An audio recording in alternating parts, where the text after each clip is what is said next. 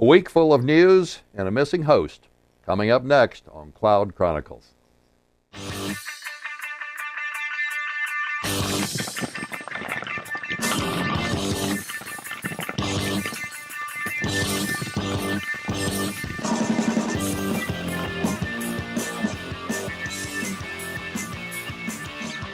Hey, welcome to this first edition here of Cloud Chronicle. I'm Andy McCaskey from SDR News.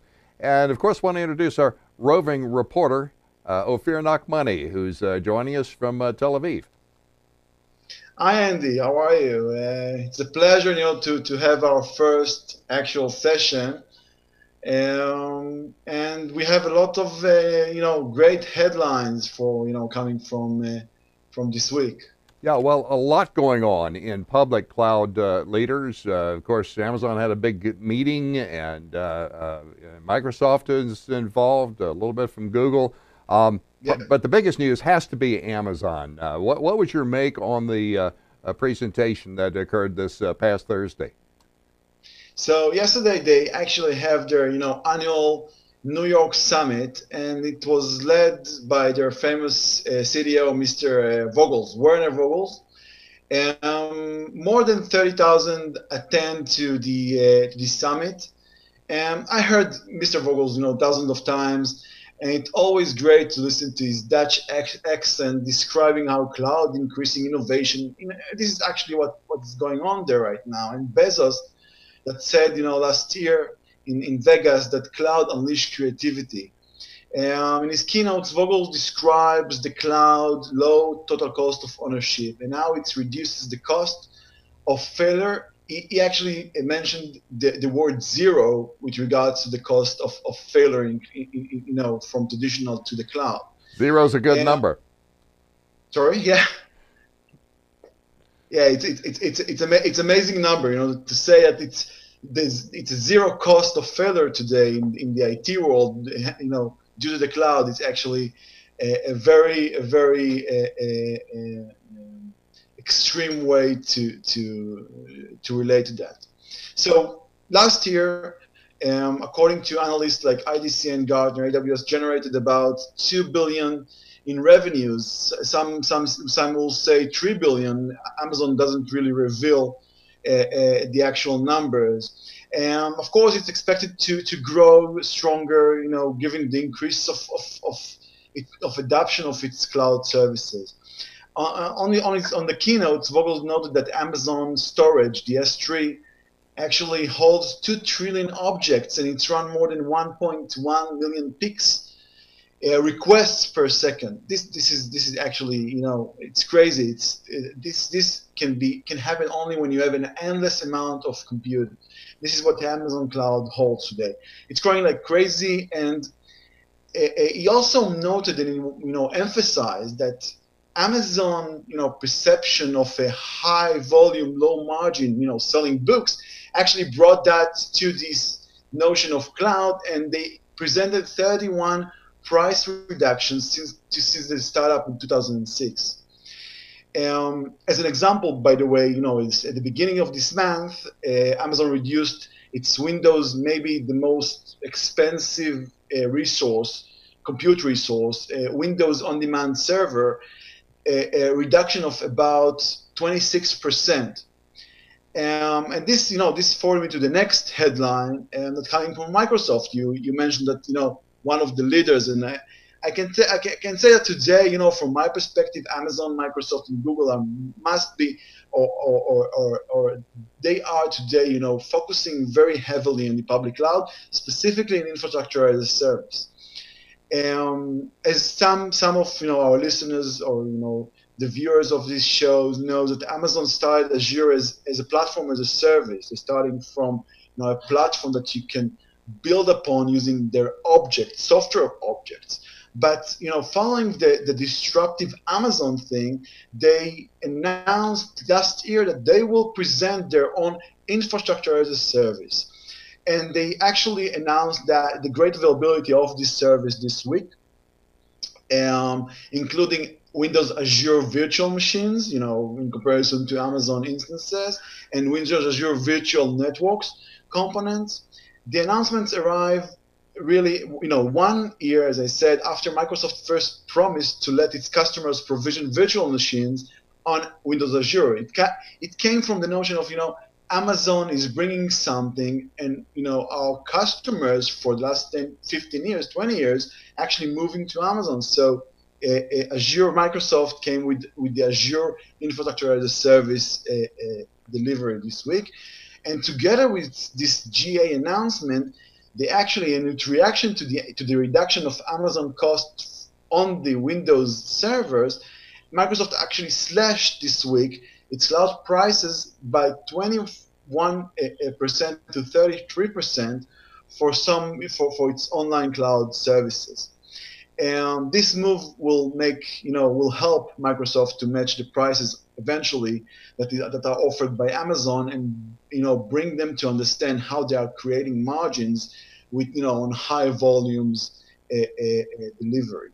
Well, Microsoft's really been on my mind here the past couple of days. We covered the Microsoft Management Summit in Las Vegas, and there were a number of cloud-related interviews that we had, not only at the Microsoft Management Summit, but also at the National Association of Broadcasters, the NAB meeting. Yeah. So those interviews are going to be posted here in the next few days at SDR News, and you might, people might find that of interest as well in the world of cloud.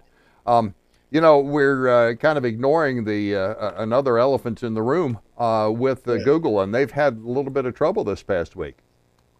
Yes, it was yesterday. It's Google are not maybe the last in this session, but are not the least. As we know, GCE, Google Compute Engine, they suffered from disruption yesterday. According to the Computer World Report, Gmail went down at about in the morning, 8:15 a.m. Eastern time, and it went back hour later. This is actually fine. When you have you will in the cloud you have failures, but you need to make sure that you are coming back very quickly, or restoring your service very quickly, while you are reporting to the users. So they are following this process, right? They have the knowledge, they have the experience, and they are doing a great job on that. All the other services, Google apps like Google Documents and Google Compute Engine, actually were fully restored in about 3 or 4 hours. And this is great. Amazon had failures that last 2 or 3 days, so we are fine there. But it's really interesting to talk about Google Cloud performance. While the competition is heating up between Google and Amazon as well, I actually saw a few weeks ago an analysis of a CEO of a company called Scalar. Scalar is a cloud management solution, together with RightScale, probably most people knows, and InStratus. And in his analysis, he's actually showing great results coming from Google. Really impressive. We are talking about, for example, from click to start till you can log into a virtual machine on Google Cloud takes you less than 30 seconds, while on Amazon it can take few minutes. It depends on the instance or the server size and what it is holding on it.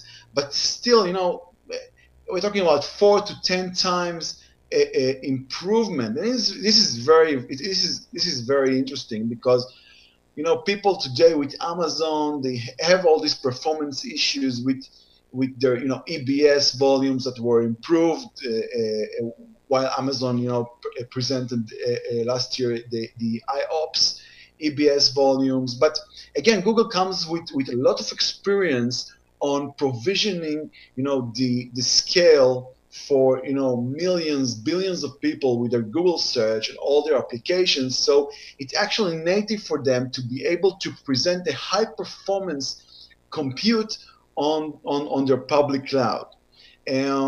Also, for example, they have their virtual machines can be deployed for images that actually multi-region, right? In Amazon, if you want to open a virtual machine or instance from an image, you need to make sure that the image is in the same region as this new virtual machine. Mm-hmm. But on Google, it's for developers between us, the ones that are actually using and scaling their application inside the cloud. It's a really great advantage from Google side. To be multi-region with peers from the regions, pipes from region to region that actually create great network performance. So you can be relaxed with all this disruption that comes from Google side, and be sure that they will create great. I expect to get a great performance from the cloud and have them one of the leading industry leaders, players in the cloud. Well, I think we've got a lot to look forward to here at Cloud Chronicles. One of the things I did want to mention, there was a demonstration of a private cloud instance that supported this Microsoft Management Summit. Mm-hmm. They had about 650 workstations that were being used for training. And they said, I think they had 2,200 virtual machines that were in operation there. And Mm-hmm. so we had the designer, an interview with the designer of that system, and then also the engineer that was giving us the tour. So that might be of interest. Speaking of Yeah, tours, it looks like one of our colleagues here is on tour, Patrick Pushar, and thought yeah. Where is we Patrick? might talk about that. Where is Patrick? I think Patrick is off on an assignment right now, but he was able to send us a video. So let's go ahead and take a look. Hi everybody, greetings from Ottawa, Ontario, Canada.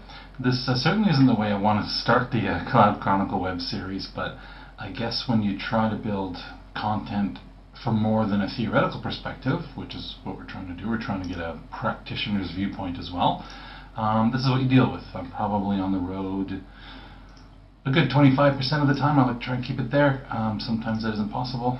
It surges a bit above that from time to time, but so there will be weeks when we simply can't do the format that we'd like to do, and we'll try to bring you good content during those times, but it'll be a little bit of a different format.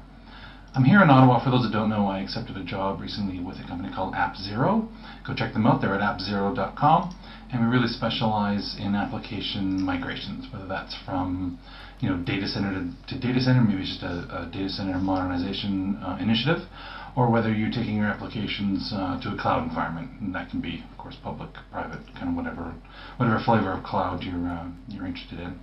And so I'm here meeting the engineering team, not only better understanding the product, but understanding some future direction where we're headed with the application and that sort of thing. So you're in good hands with my co-host Ofir. Him and Andy will make sure you're well taken care of, but I wanted to record this message to say hi. Thanks for tuning in to the inaugural episode, and we'll be right back at you kind of in a more standard format soon, where we'll bring you lots of interesting news, perspective, and from time to time even maybe some hands-on. We'll do some screen sharing and walk you through some of the applications and the solutions that we're using as practitioners and that we find really interesting. So thanks for tuning in, and we'll catch you on the flip side. Thanks. So that's the story on Patrick, and it was good to hear from him, and also gives us some things to look forward to. Yes, exactly. I think that I will let Patrick reveal details, but an email exchange with him, he actually got a great job in a great cloud computing company. Any final words to wrap up this episode number 1 of Cloud Chronicle? I'm planning to focus next week maybe on startup things, people, make new companies in the cloud that are bringing new ideas and new creativity to this world. Well, what's the best way for people to get in touch with you and maybe offer some comments or suggestions on Cloud Chronicles and what we can look at here in the coming weeks? So it's very simple. Just go to Twitter. I am on demand. This is my Twitter, or iamondemand.com. This is my blog. You are welcome to ping me, whenever you want, and we can talk and discuss Cloud Chronicle and the feedback offline. Also, next to come are more startup things. Maybe we'll bring some guests to the next shows. Things will happen for sure. Yeah, indeed. Well, also thanks to you, Ofir, and best wishes to Patrick wherever you are. And thanks for joining us. We'll see you next week on Cloud Chronicle.